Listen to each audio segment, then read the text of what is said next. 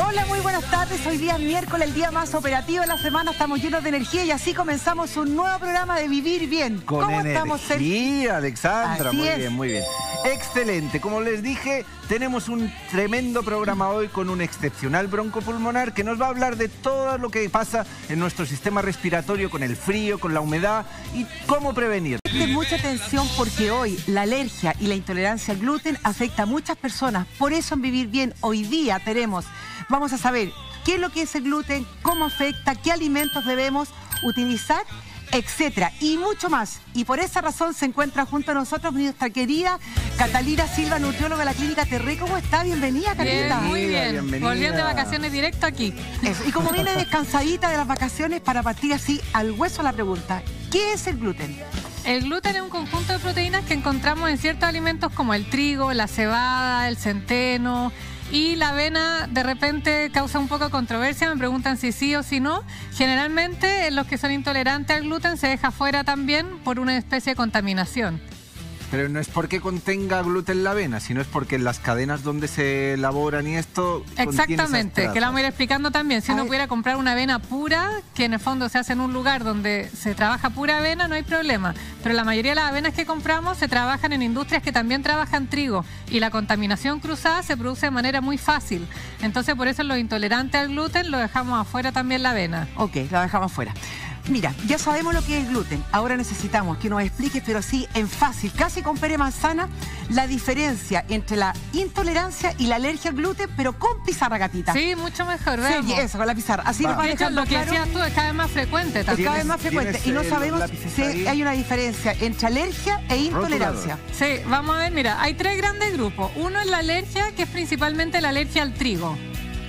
¿Que la vamos a notar? Alergia al trigo. Sí, perfecto. Ese es un tipo. El otro es ya la enfermedad celíaca, que generalmente también podría ser considerado como la intolerancia al gluten, que es lo que decías tú.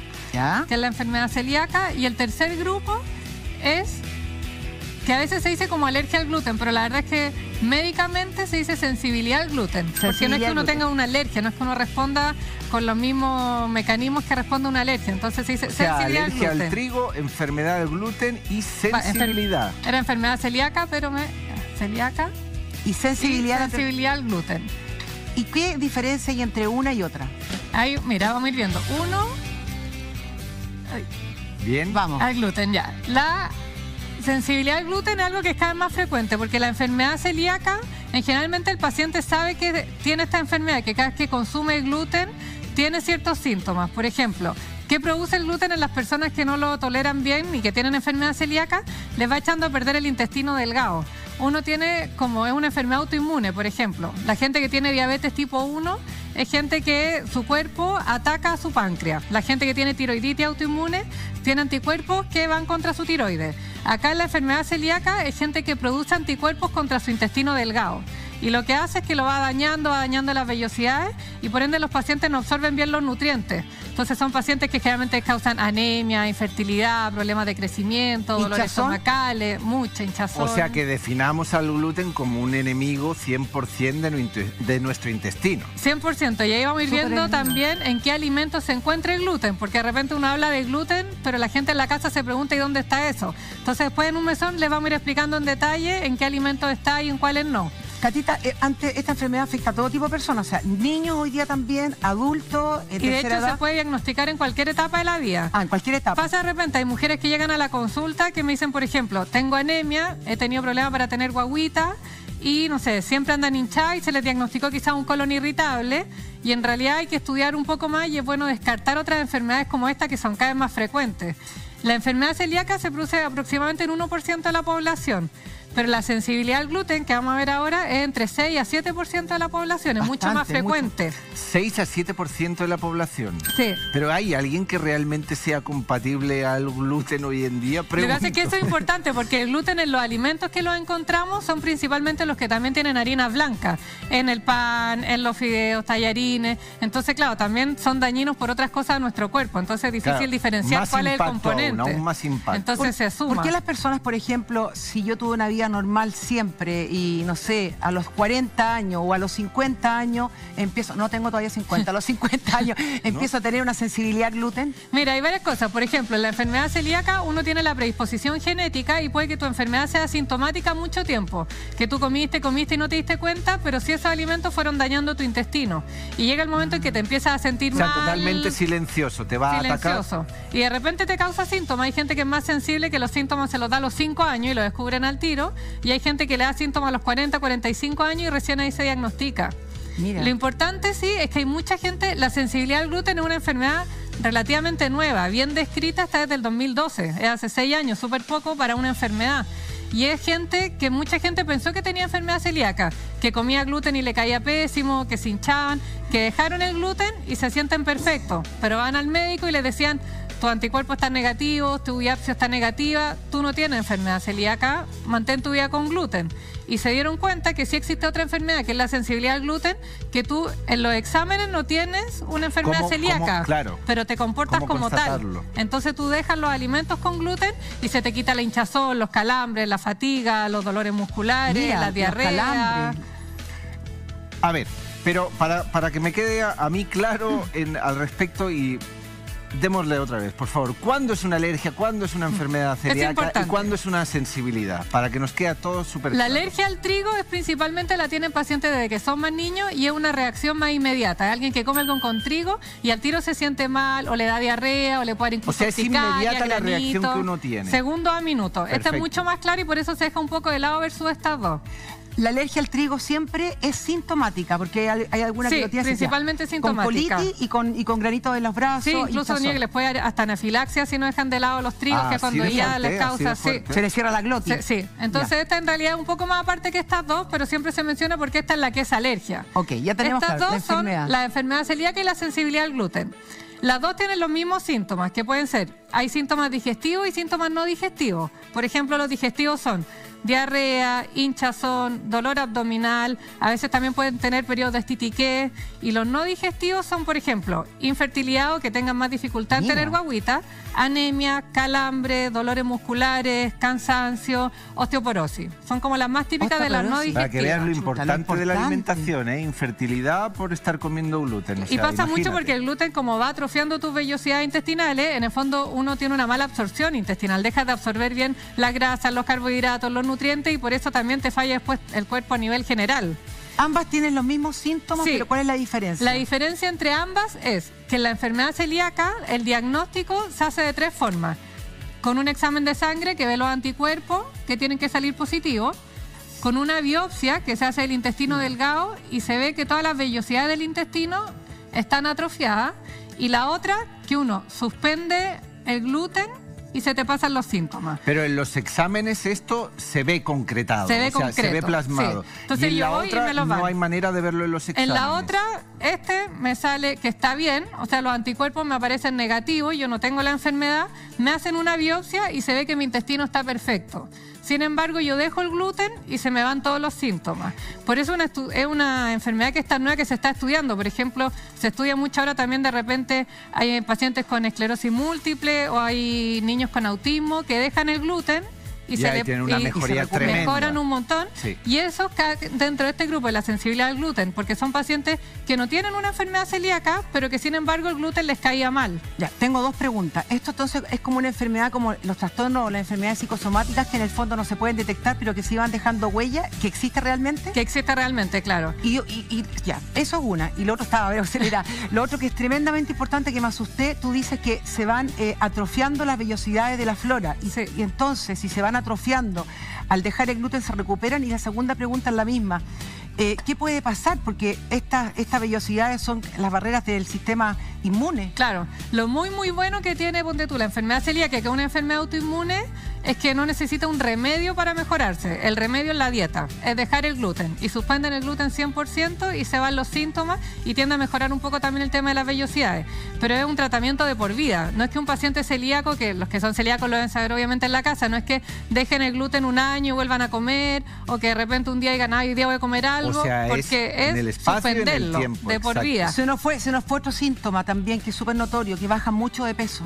También, o en niños les cuesta más crecer. de repente niños que son más bajitos, que tienen anemia y que tienen dolores abdominales también. Lo que ha pasado mucho es que de repente esta sensibilidad al gluten se confundió mucho con el colon irritable, porque en el fondo hay gente que iba y que decía, yo me hincho, me cae mal, y es una enfermedad que, como, entre comillas, súper fácil de diagnosticar, porque cualquiera te puede decir, eso es colon irritable, y uno se queda tranquilo. Sin embargo, hay que descartar. Entonces, en estos pacientes con colon irritable, o hay muchas mujeres que de repente me consultan y tienen en el hemograma un poco de anemia. Y me dicen, no, pero siempre la he tenido, como si fuera algo normal. En el fondo, igual hay que investigarlo, no es normal tampoco tener anemia. Exacto. Y como hay que investigar, y yo dije al principio que esta enfermedad está afectando a muchas personas, hay muchas preguntas. Tenemos un Facebook que dice lo siguiente, Catita. Dice, a su domin, dice, ¿cómo se sabe cuando uno es celíaca? ¿Qué síntomas se tienen?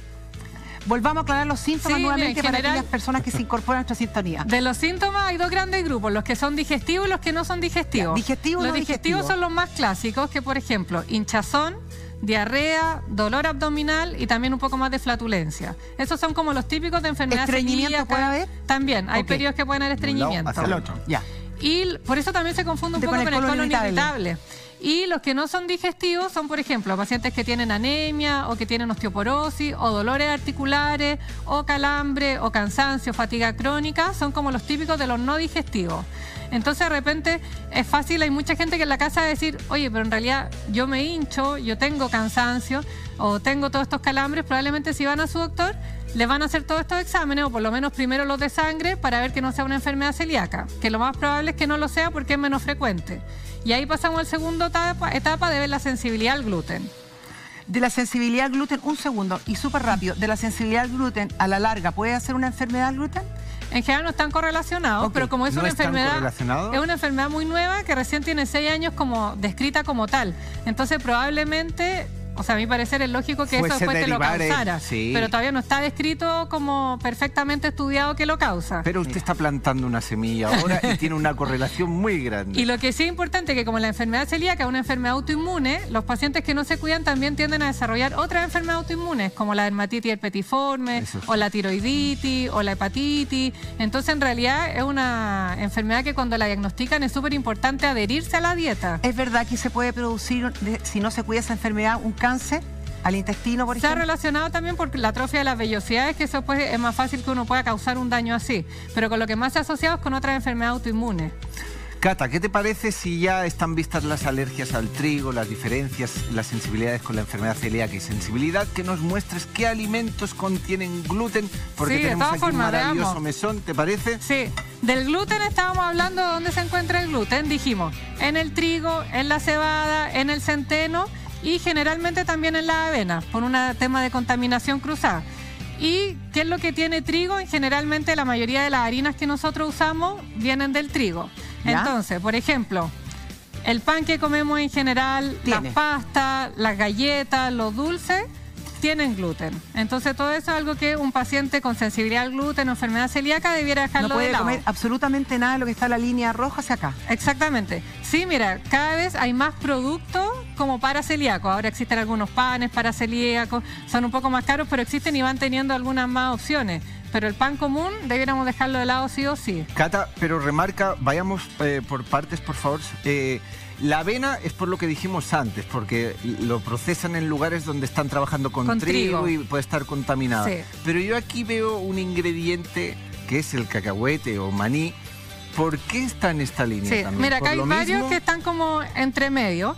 Los manís que son, por ejemplo, como este, que tienen unas crocancias y cosas así, se dejan de lado sí o sí, porque se ha visto que hasta 70% de los alimentos que son manufacturados o procesados tienen gluten, de distintas formas, o por contaminación, o el gluten también, por ejemplo, todo lo que tiene almidón, hay que fijarse los remedios de repente, como excipiente le ponen almidón. Claro, buen punto, los remedios. Entonces, el almidón también queda de lado. Siempre. Sí, en el fondo remedios, las cosas estéticas que uno use, o vitaminas, estas cosas para comer también. Entonces, por ejemplo, el maní, si es con crocante o si es con, por ejemplo, saborizante, frito, salado, queda afuera sí o sí. ¿Y si es natural? Si es un maní natural que no está procesado cerca de trigo, que generalmente lo dice el envase, como apto para celíacos, se puede.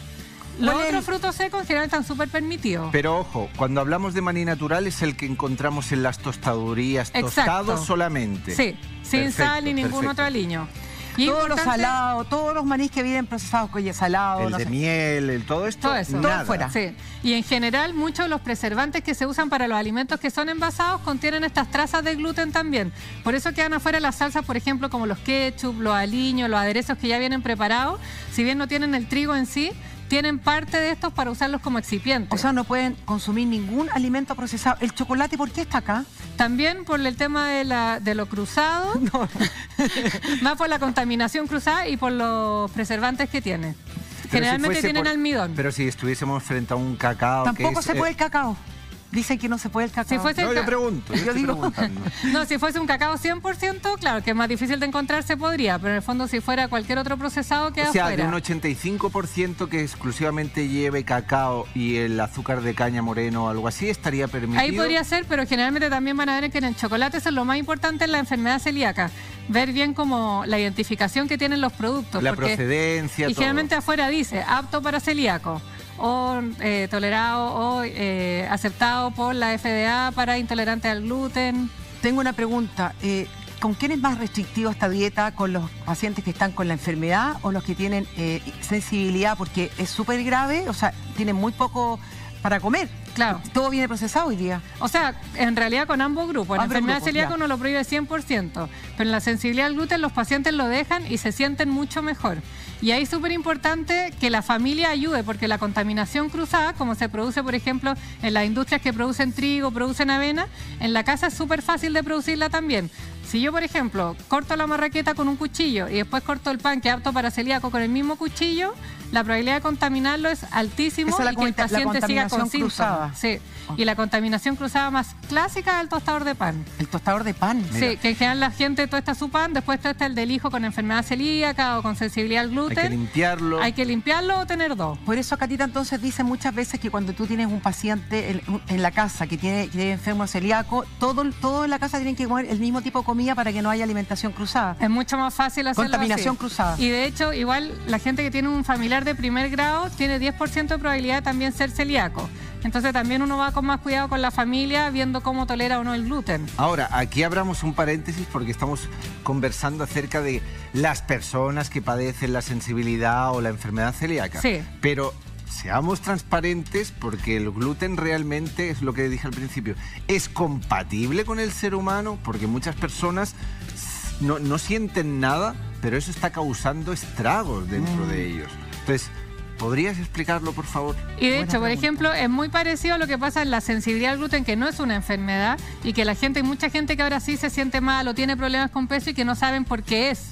Y tienden a dejar estos alimentos y a sentirse mucho mejor. Se ¿Con sienten más energía? Mucha más energía. Muy bien. Y es mucho lo que decías tú, como uno dice, chuta, entonces ¿qué voy a comer? Porque es verdad que ahora estamos acostumbrados a una vida de comer todo procesado, todo rápido, pero es lo que hablamos siempre. Al final, un paciente con enfermedad celíaca o sensibilidad al gluten, lo que tiene que hacer es volver a la vida más natural, que en el fondo están las frutas, están las verduras, están las proteínas, o sea, hay un montón de cosas que sí O sea, pueden todo comer. lo que nos da la tierra, a comérselo. Sí. Todo lo que es procesado por el ser humano, a descartarlo. A descartarlo. E incluso hay cosas que pueden comer los celíacos, por ejemplo, yo siempre prefiero las leches vegetales, pero las leches de origen animal, un celíaco también las podría consumir sin problema. Entonces, también tienen hartas cosas que pueden comer, pueden hacerse recetas en la casa, o también hay muchos más productos que pueden comprar, pero tienen una alta gama de cosas. Están los frutos secos, las semillas. Antes que revelemos lo que se puede comer, que no tiene gluten, quiero que veamos algunos mitos realidad para saber la verdad.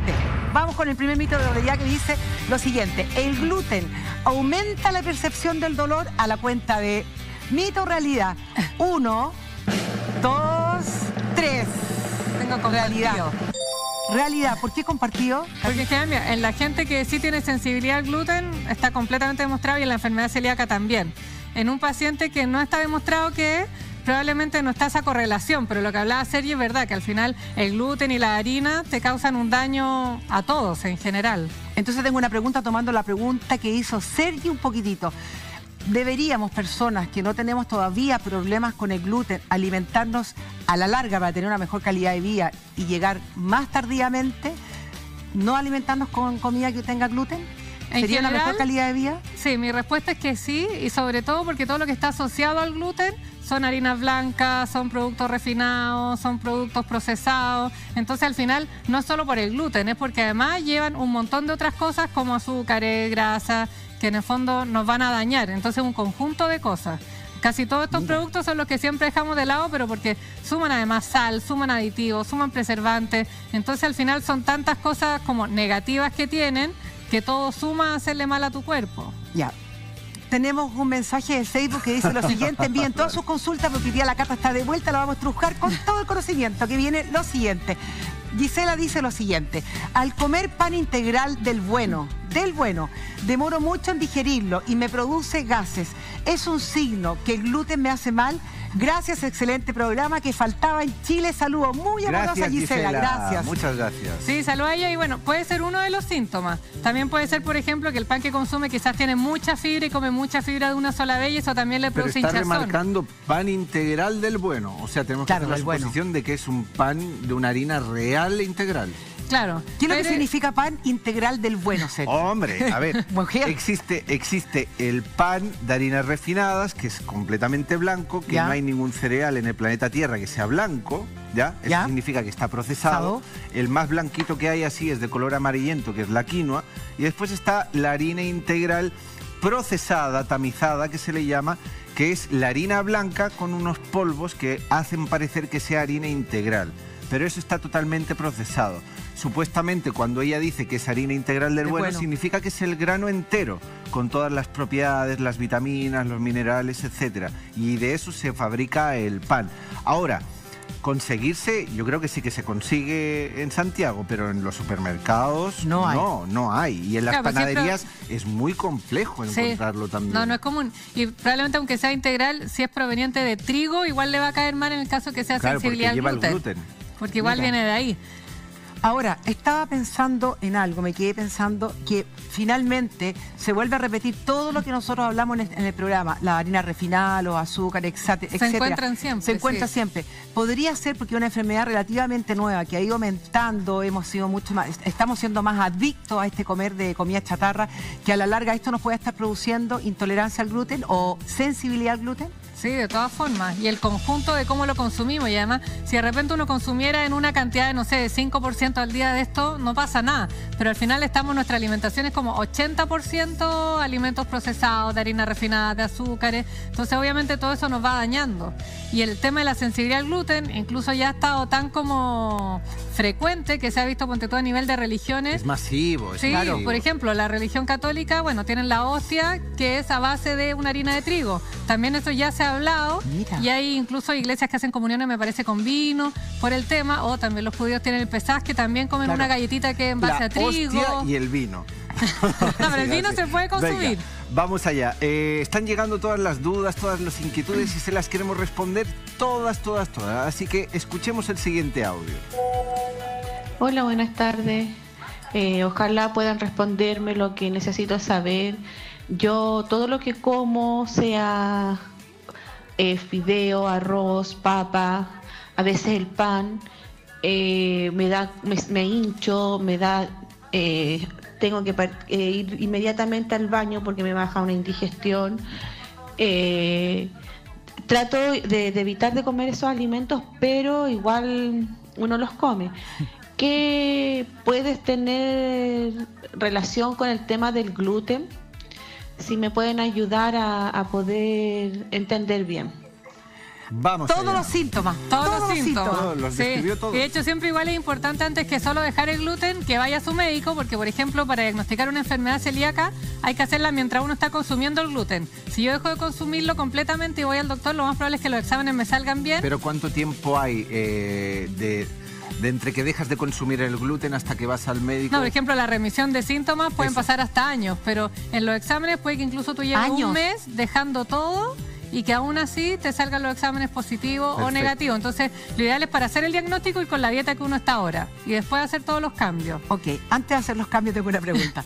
¿Se nace o se hace celíaco a lo largo de la vida, por lo que te preguntaba, por la mala alimentación? Mira, en general se nace con la predisposición genética y al consumir gluten uno lo va a activar.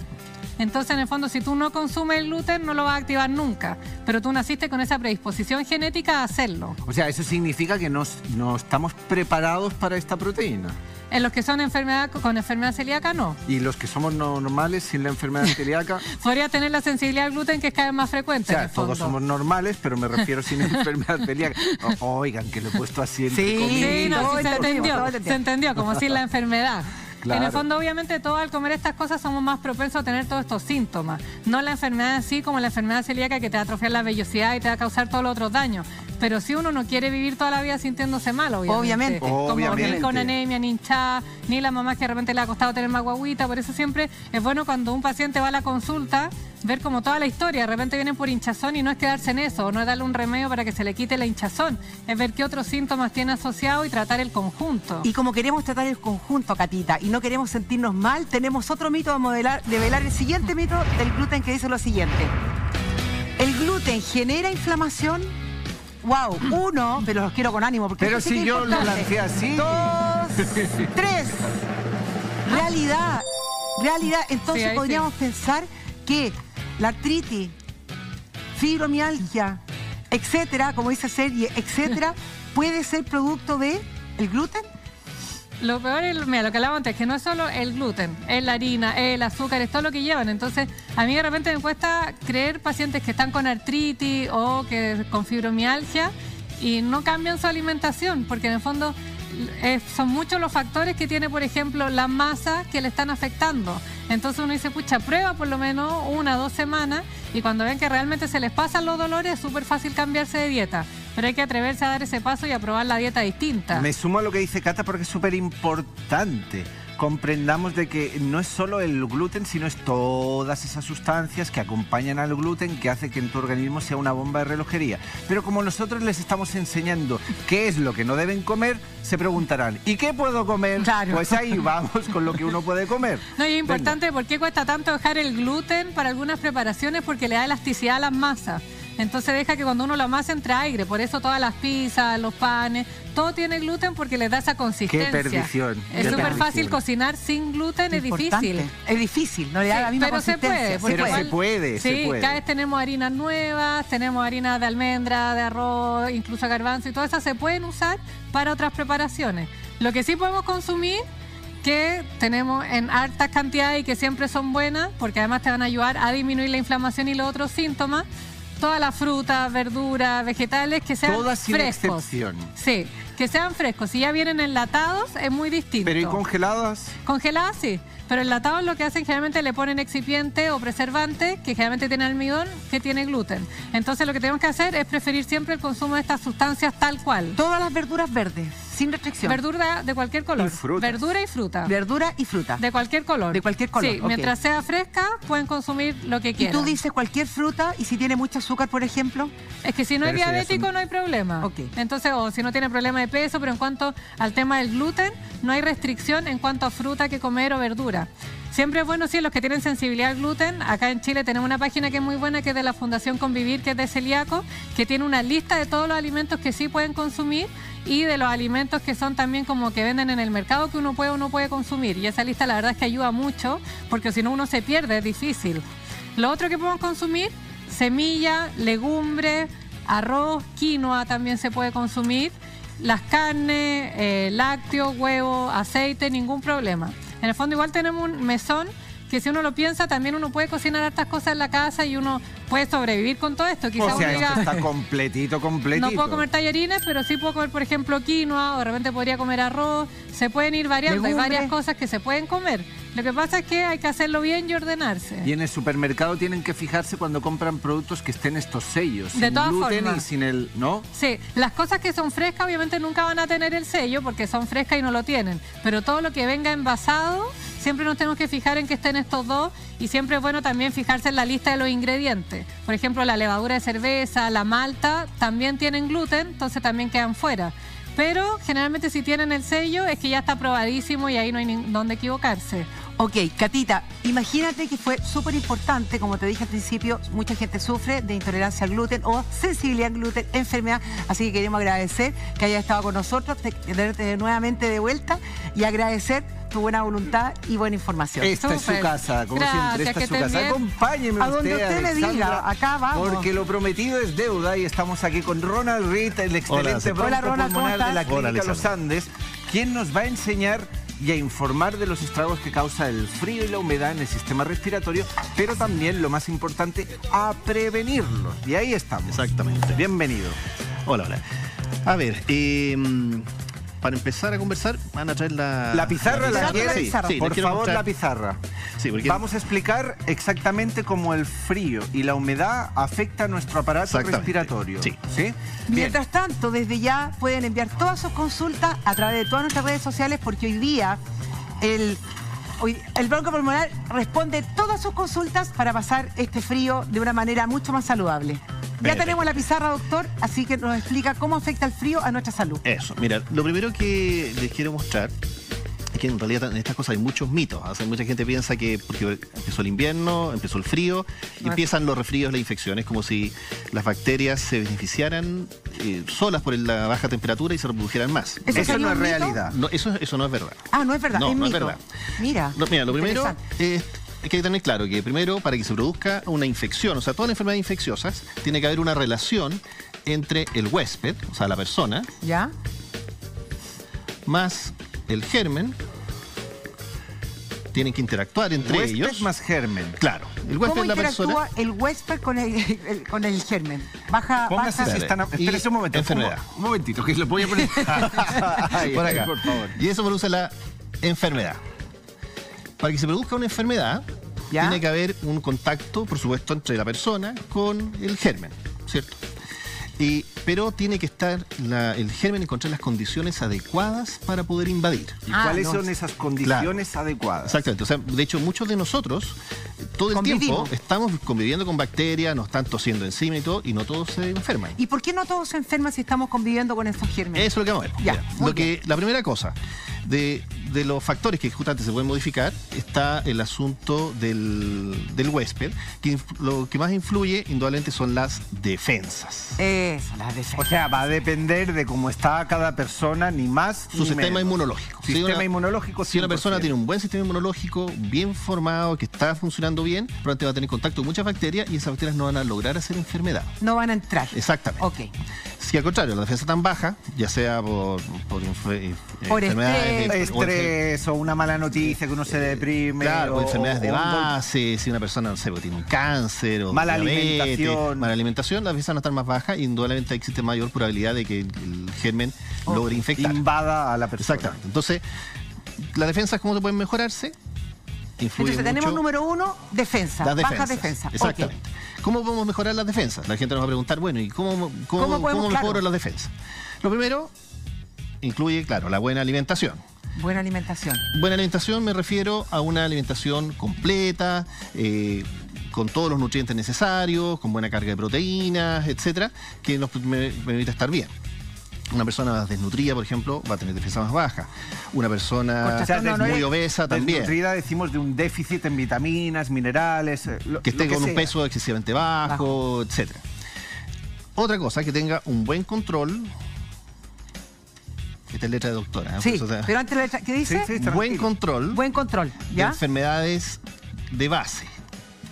Enfermedades de base. O sea, si tiene alguna, por ejemplo, si la persona es asmática, que tenga su asma bien controlado. Si la persona es diabética, que tenga su diabetes bien controlada. Si tiene un EPOC, un enfisema, que esté bien controlado también es un factor que favorece. Cualquier enfermedad que ya sea existente, que esté dentro de nosotros, tiene que estar bien controlada. Exactamente. Y eso es para que el sistema inmune se mantenga en mejores condiciones, indudablemente, y mayor resistencia.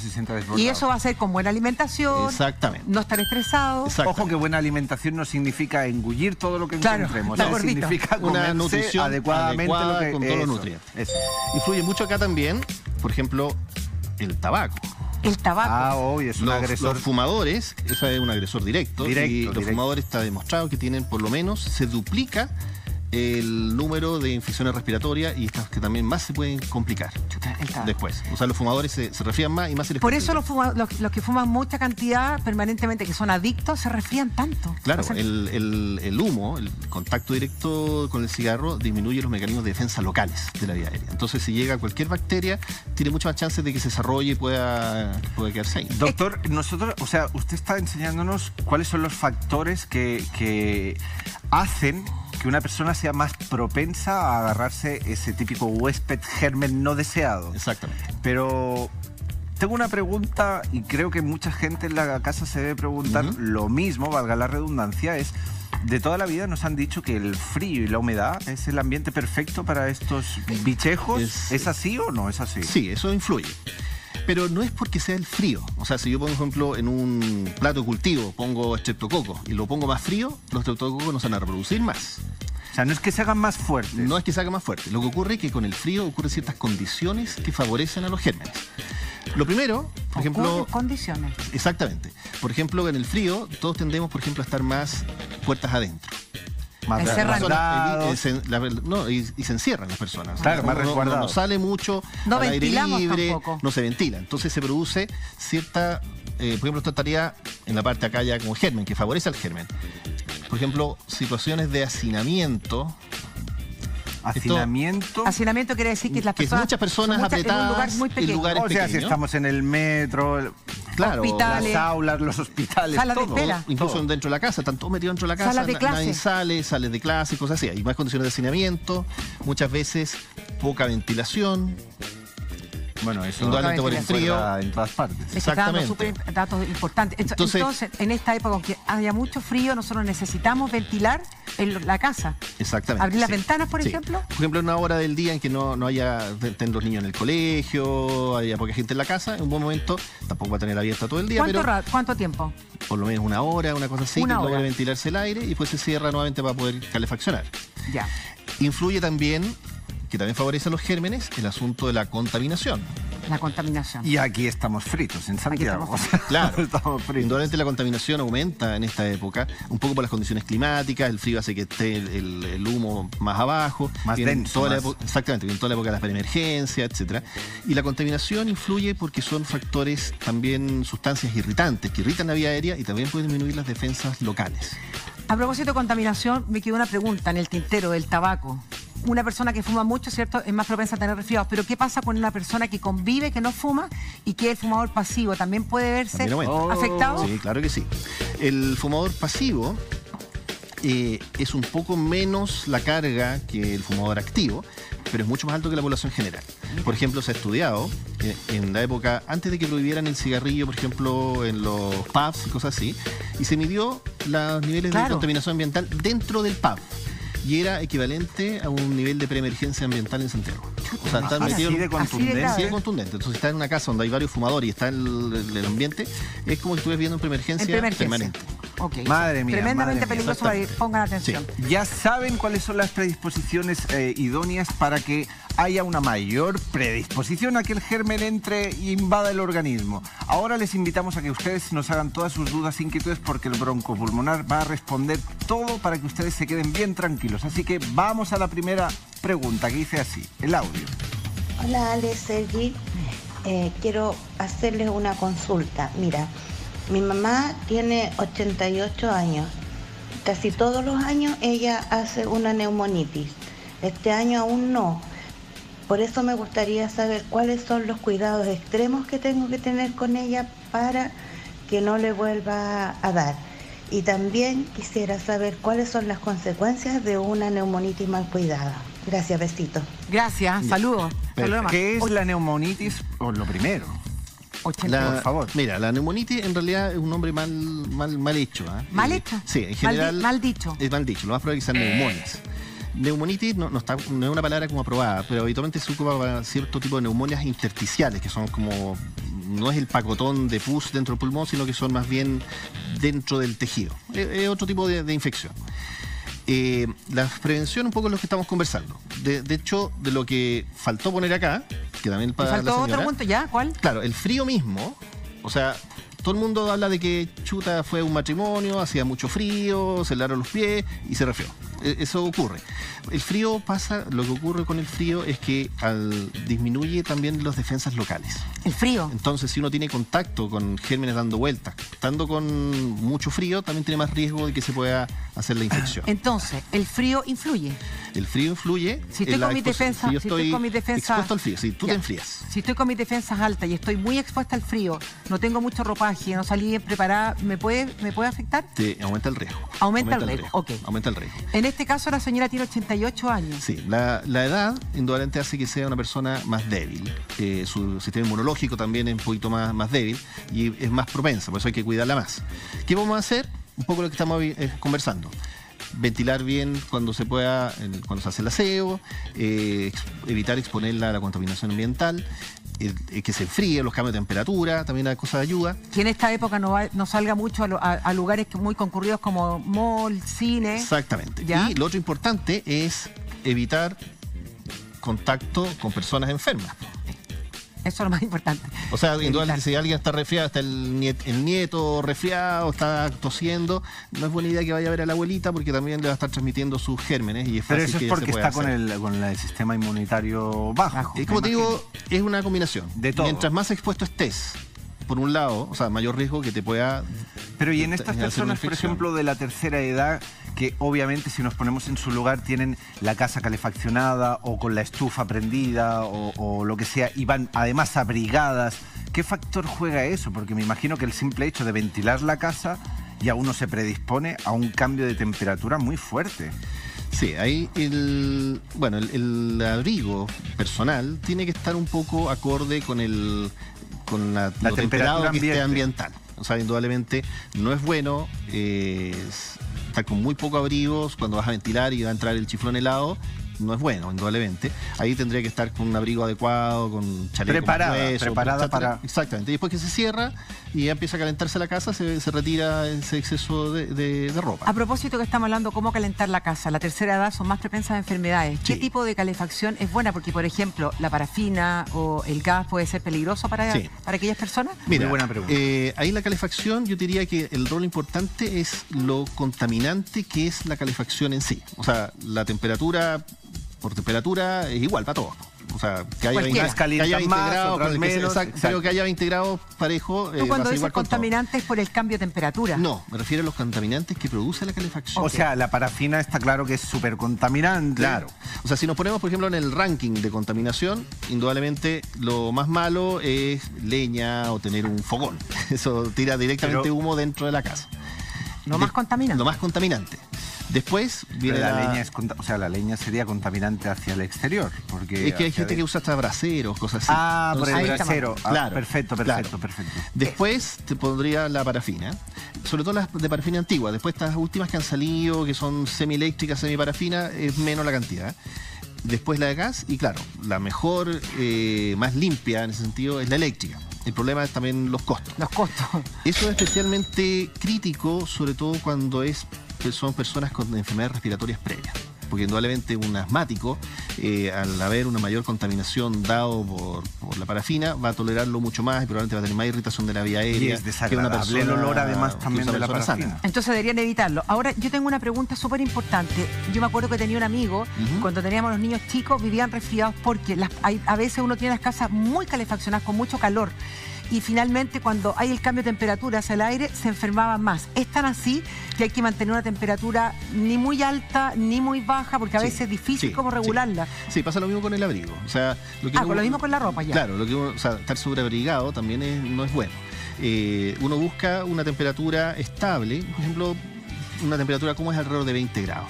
20 grados. 20 grados es una temperatura adecuada, ideal. que con eso no estás ni con frío, te permite estar con un abrigo liviano, o sea, un ropa liviana, y tampoco estás transpirando, porque si estás con exceso de temperatura, el gran problema es que empiezas a sudar. O sea, que no hay que ser exagerado. Exactamente, y esa sudoración posteriormente se enfría en el cuerpo y te puedes resfriar.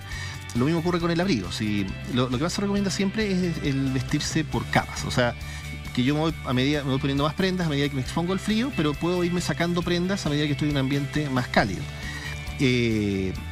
Lo ideal, por ejemplo, también que sean prendas, por ejemplo, aquí me trajeron varias. Sí, acá tenemos varias cosas. prendas. Vestirse por capas. ¿Cómo es por capas? Por capas significa usar varias prendas de grosor relativamente liviano que se pueden ir sumando.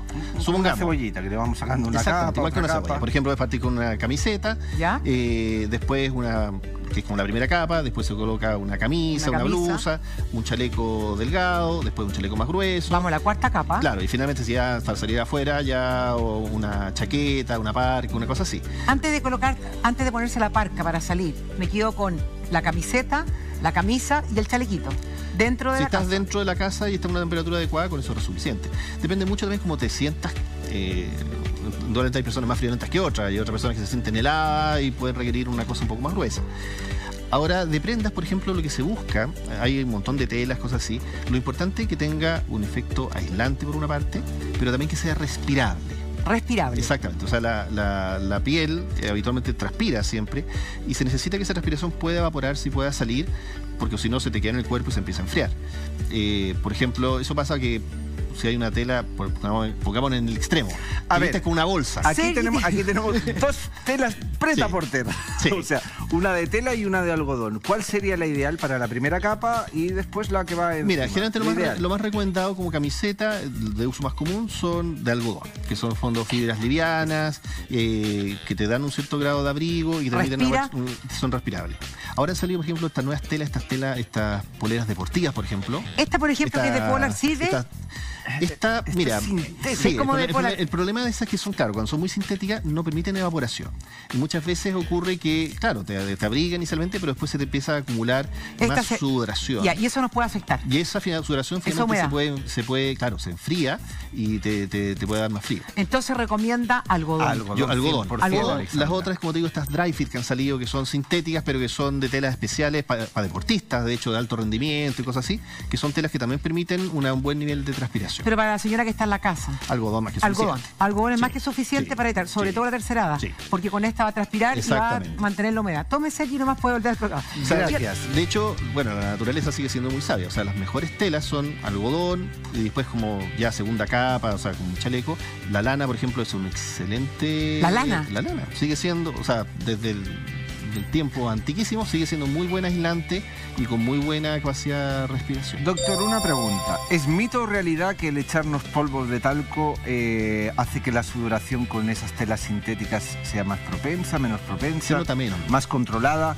No, eso es un mito tremendo. Es una cosa casi cosmética, o sea, no siente tanta la humedad encima, pero la respiración se va produciendo igual. Ah, ¿es igual? Sí. Diga. Sí. O sea que estamos frente a un paradigma y con el talco. Exactamente. Queremos responder hoy día todas las preguntas porque hoy día está acá el broncopulmonar que nos va a ayudar a pasar un invierno sano y saludable. Tenemos un audio que dice lo siguiente. Doctor, mi hijo tiene 5 años y sabe que en la noche le cuesta como respirar, como que ronca, como de los 2 añitos. Y sigue con eso. ¿Qué puede ser?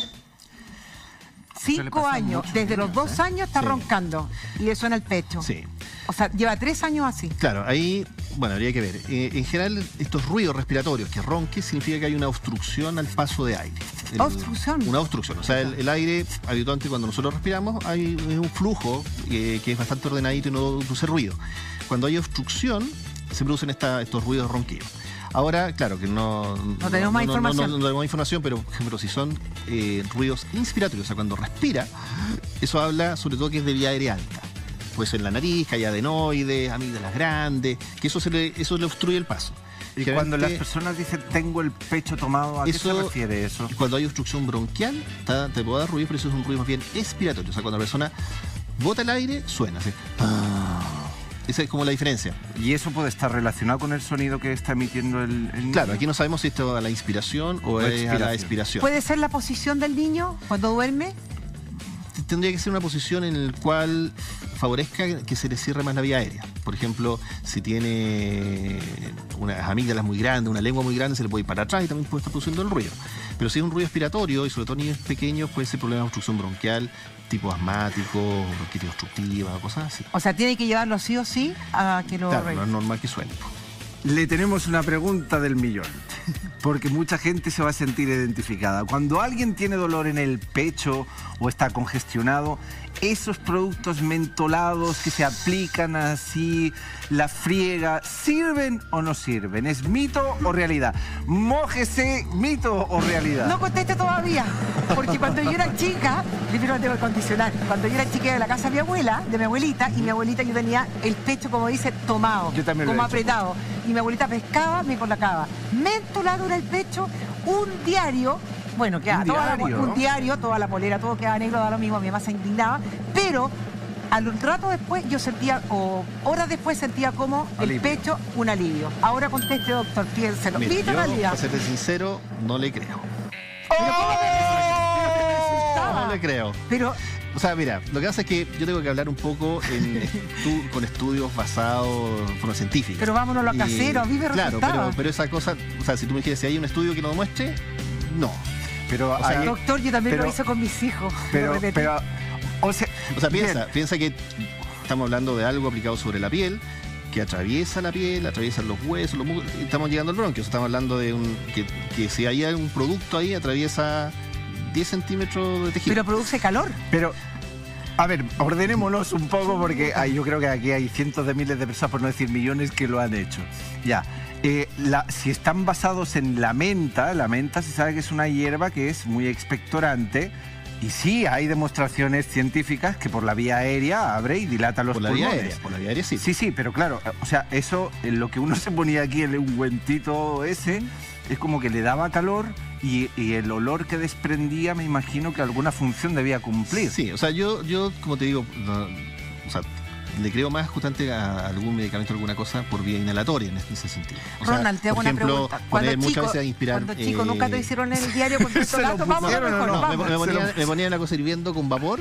La olla con hojas de eucalipto. Claro, eso sí, porque eso se inhala muy bien directamente, pero algo a nivel de piel no tiene ningún... Entonces hemos estado equivocados millones de personas. No sé. A mí me lo hicieron también. Pero lo que estaban haciendo, ¿era un tarrito? ¿Era un tarrito arriba de estufa, dijo? No. Coges una olla, hierves agua, le colocas las hojas de eucalipto o le pones unas gotitas de menta, coges una toalla, ¿no? Lo hacía con toalla. Una toalla, pones la cabeza así e inhalas. Ok, usted sabe... Eso es como algo casero, así. Algo casero. Yo no sé si en España, Sergi, pero usted sí sabe que hay muchas, aquí en el sur sobre todo, y no solamente en el sur, también en mi casa, yo vivía en Viña, estaba la estufa, el tarrito con agua, con unas hojas de eucalipto, sí. Eso funcionaba, que era para sacar un poco la humedad ambiental. O sea, bueno, al contrario, te lleva humedad ambiental. No, perdón, da humedad, tiene razón. ¿Estaba bien? Claro, ayuda para que el aire no sea tan seco. El aire seco es más irritante que cuando tiene un poco de humedad ambiental. Ok, entonces lo del diario, lo del mentolato era un efecto placebo. Y la nuez moscada colgando tampoco. La nuez moscada, claro, para los alérgicos, eso se usa mucho. Claro. Pero el cambucho de papel sí, eso sí resulta. Lo deja así.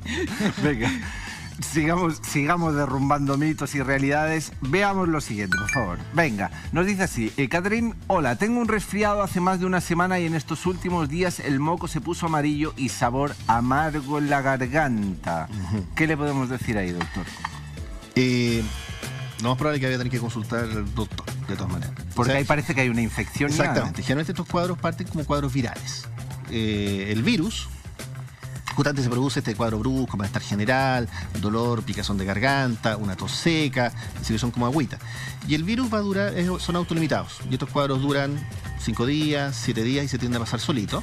Y el manejo es sintomático. Ahí te sirve paracetamol, todas estas cosas que conversamos, inhalar, cualquier cosa, el virus va a cumplir su ciclo. Ok, la mucosidad, cuando el color de pasa una semana y la secreción se pone ya más purulenta, eso ya habla que lo más probable es que ocurrió una sobreinfección bacteriana. El virus baja la defensa y la bacteria sobreinfectó en forma secundaria y ahí eventualmente ya puede requerir antibiótico. ¿Ya no es tarde, no importa cuando va cambiando el color de la mucosidad? No, al contrario, el momento de hacerlo, yo siempre digo a un paciente, el momento de consultar es cuando ya una semana no se ha mejorado y está con secreciones purulentas, es el momento de consultar. Es el momento de consultar. Claro. Y generalmente en ese momento es como para tomar antibióticos. Probablemente. Que va a haber una infección en la garganta. Sí. La pregunta, el color de la mucosidad, el color de las flemas, por ejemplo, nos va a revelar que estamos en qué etapa, es que es grave el resfriado, que tenemos que consultar. No necesariamente más grave, pero sí el que esté amarillo, de fondo significa que son secreciones purulentas, o sea que ya hay más glóbulos rojos y probablemente ya eso es secundario a una infección bacterial, es lo más habitual. Ya, siempre en ese caso hay que recurrir y preguntar. Exactamente, cuando ya más de una semana y salen secreciones purulentas es el momento de consultar. Nunca hay que automedicarse en forma espontánea, porque ese es el otro gran problema que tenemos muchas veces, claro, que muchas personas llevan 2 días resfriadas, están un poquito todo y se consiguen por ahí algún antibiótico y eso lleva a un mal uso de antibiótico, eso es muy importante. Y después cuando se necesita, pues de repente ya hay problemas de resistencia y no le funciona. Claro. Bien, les invito ya a ustedes también a revisar el siguiente tuit que dice así. Vamos allá. Hola, consulta para el doc. La línea de productos que indican que matan el 99% de bacterias son eficientes. Tengo un hijo con problemas respiratorios. ¿Es mito o realidad? Cariños desde Chillán. Léanme.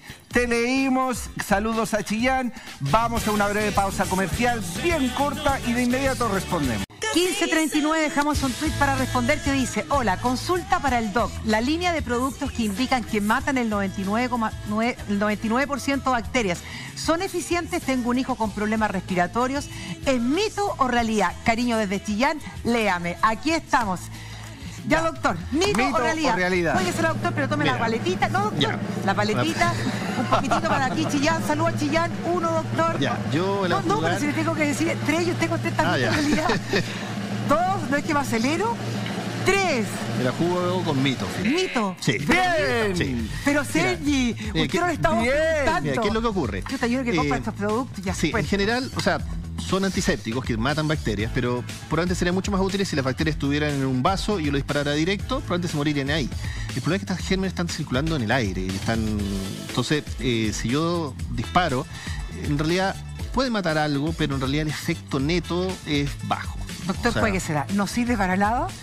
Yo creo que tiene algún efecto parcial, podría ayudar. El aroma. Pero no más que eso. El aroma que... Pero así como para reemplazar las otras medidas y todas las cosas, no. Una medida entonces... Me quedo con todo eso que hay ahí. Sí, yo creo que, de hecho, como mensaje al público, o sea, el usar esto no reemplaza a las otras medidas. Porque mucha gente cree que da lo mismo, no hace ninguna de estas cosas y que con echar el spray se solucionó. No es así. Puede ayudar algo, pero es parcial. No... Otra pregunta, doctor, pero me contesta mito realidad. Dije mito realidad. Dicen que hay que mantener los pies calientitos para evitar la humedad, etcétera. Y muchas personas que me están escuchando le ponen diario a los zapatos. A la cuenta de 3, sí. Tome la paletita, doctor, y no me contesta hasta que yo le cuente 3. Redoble tambores. 1, 2, 3. Ahora puede, doctor. Mira, ¿sabes qué te lo voy a poner en realidad? ¡Bravo! ¿Ya? ¡Alguno! O sea, bien. El datito de la abuela, alguno que funcione. O sea, ¿qué es lo que ocurre? Piensa que el calor corporal se produce, sobre todo se tiende a concentrar en el tronco, ya sea las extremidades, hacia los pies, hacia las manos. Por una forma de ahorrar calor, el organismo tiende a vasocontraerlo. ¿Ya? Hay menos sangre circulando hacia los pies y hacia las manos. Por lo tanto, es mucho más fácil perder el calor y cuesta más regularlo. Entonces, cualquier medida de aislamiento ayuda. Entonces, si hablamos del zapato, claro, tiene que ser un zapato, por ejemplo, con una suela más gruesa, es decir, toda una suela muy delgadita, en contacto con el suelo frío, vas a perder más calor. Entonces, indudablemente el diario no es la mejor barrera, pero es una barrera extra. Puedes usar cartón también. ¿Cómo me explica cuando las personas duermen en la calle, por ejemplo, se tapan con diario y sobre todo en las épocas que son las temperaturas están más bajas? ¿Tiene que aislar algo? Algo hace, pero estamos hablando de una barrera muy pequeñita, pero algo ayuda. Ya. Usted dijo que era realidad. Claro. Es una realidad. Incluso más que diario, cartón te presenta mejor todavía. Sí, pero cartón en los zapatos. Más grueso. Lo que conocía, pero es por el grosor. Exactamente, por el fondo lo que estamos buscando son más barreras que impidan el contacto del pie con el medio ambiente, que en este caso sería con el suelo. Entonces cualquier barrera ayuda un poco a ahorrar pérdida de calor. Bien, estamos derrumbando los mitos y realidades aquí con el doctor, así que ustedes envíen todas sus inquietudes y todas sus dudas, porque si tiene eso que no sabe si es realidad, un mito o qué, se lo vamos a develar aquí, claro que sí. Vamos al siguiente audio. Hola, ¿cómo están? Ahí en el estudio acá, desde Angol, muertos de fríos. Quería hacerle una pregunta.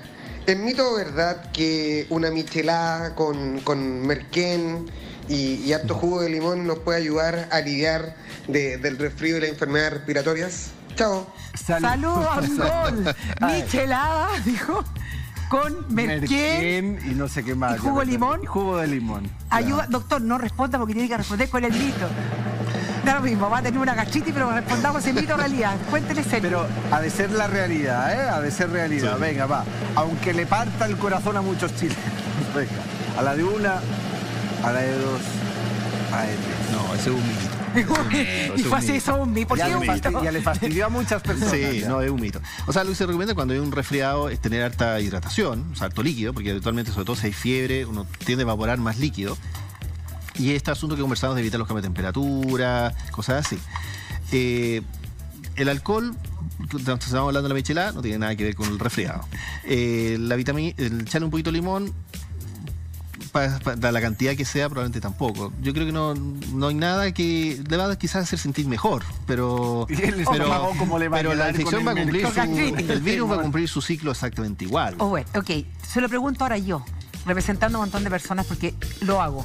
Cuando uno está muy resfriado y se toma una limonada caliente y se mete a la cama sin nada de alcohol, ¿con jengibre? Solamente limonada caliente. En esos tiempos no existía el jengibre, con jengibre. ¿Ayuda? ¿Es mito o realidad? Doctor, pero piénsalo bien. A la cuenta de 1, 2, 3. Ya, pongámosle que ayuda.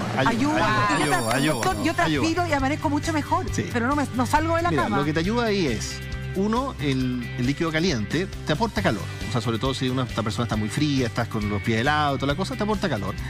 En forma transitoria, te va a durar unos minutos el calor, pero te va a aliviar.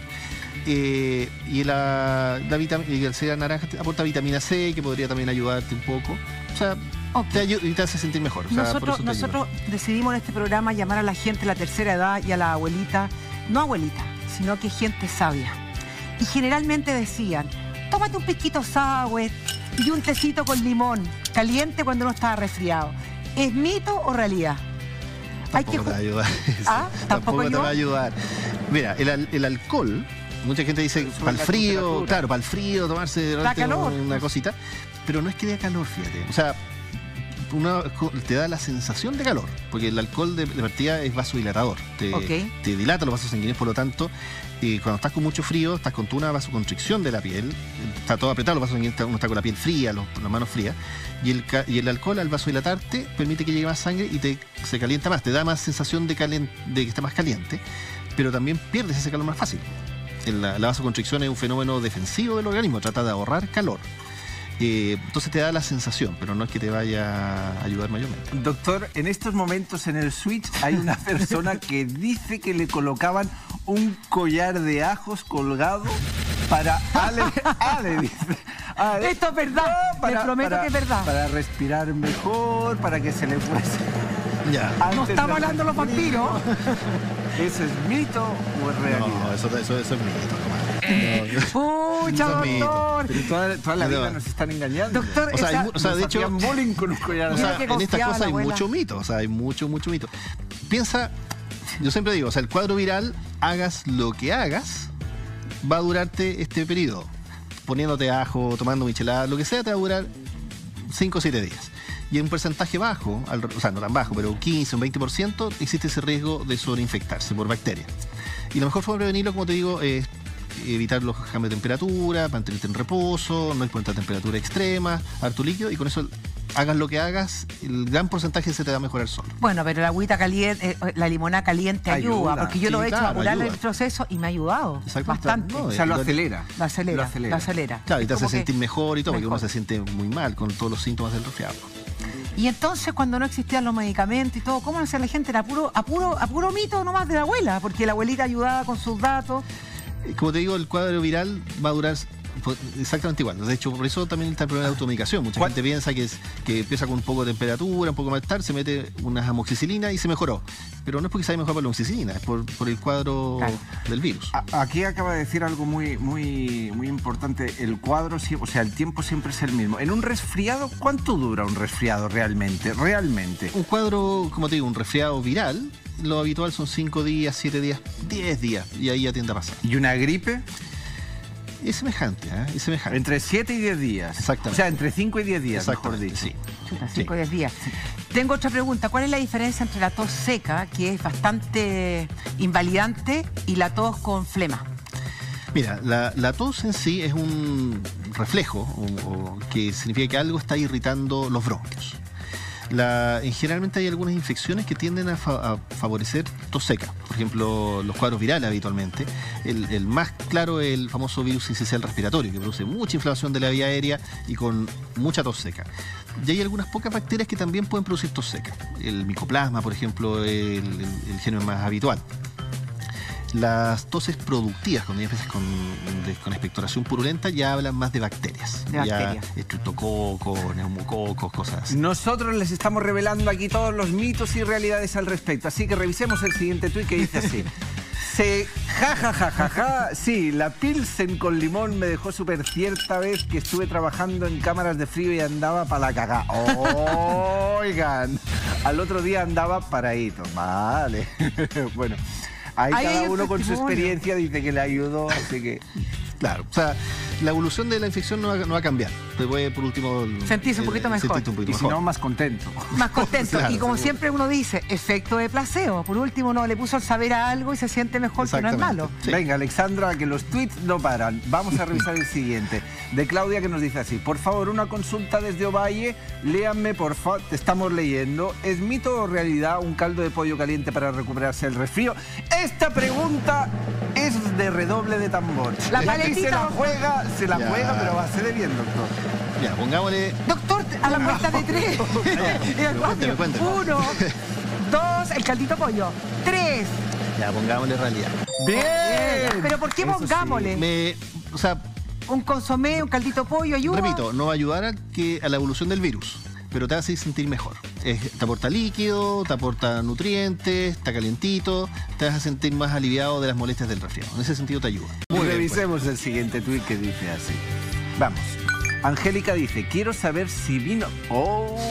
si el vino... Me estáis enviando los mejores tweets de todos. Si el vino navegado contiene naranja, canela, clavo de olor, se hierve, el vino tinto es bueno para el resfriado.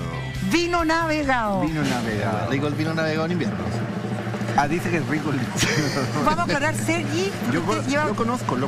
Ya, pero no lo he probado. ¿Usted se ha dado cuenta que Chile es un país lleno de costumbres? Sí, por Doctor, supuesto. ¿quién le puede contestar? Ya, pero doctor, pero así no, como, ya, así, vamos. Mira, vamos a poner realidad. ¡Realidad! Pero antes, dando ciertas condiciones. O sea, a ver. O sea, no es que mejore el resfriado.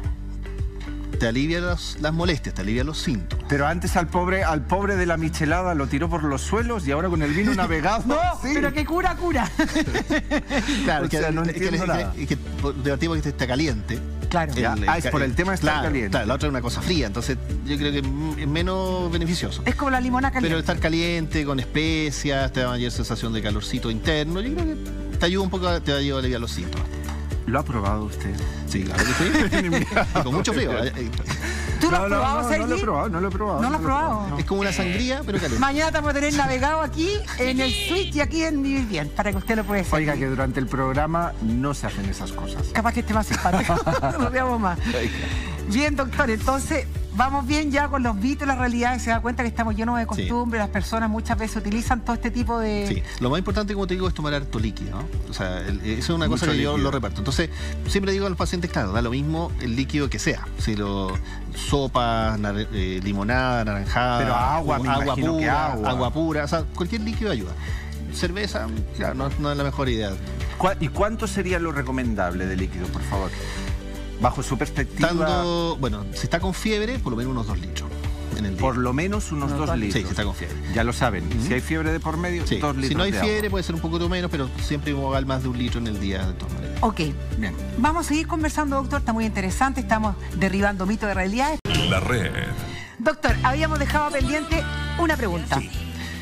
El caso de la niña embarazada. La niña embarazada, Ahí está, que estaba resfriada, comenzando un resfriado. Comenzando el resfrío. ¿Qué puede tomar Mira, naturalmente? con las embarazadas en realidad uno es mucho más precavido, mucho más prudente en usar cualquier tipo de fármaco, cosas así, por su condición de embarazo. Así que con estos resfriados, las medidas naturales en realidad van como el bebé en la línea. Y si está con fiebre, con dolor de cabeza, cosas así, lo más recomendado en realidad es paracetamol, como más. Y uno trata de evitar al máximo todo el tipo de fármacos, por el riesgo que pueden existir de malformaciones, cosas por el estilo. Ok, entonces paracetamol, meterse a la cama, abrigarse. Harto líquido. Harto líquido, limonada caliente y mucha vitamina C. Exactamente. El Vitamina navegado C. probablemente Vivir bien. Vivir bien. Sí. Muy bien. Y se nos fue el programa, entre las doctor. manos. Queremos agradecer su simpatía, su generosidad. Ronald Reed de la clínica Los Andes, y muchas gracias por su simpatía, por habernos acompañado hoy día en un programa tan dinámico. Y nosotros nos vemos aquí mañana de 14:30, 16 horas. Recuerden que tienen una cita aquí en Vivir Bien, su programa preferido. Hasta mañana, disfruten. Buen retorno a casa para aquellos que están fuera de su casa.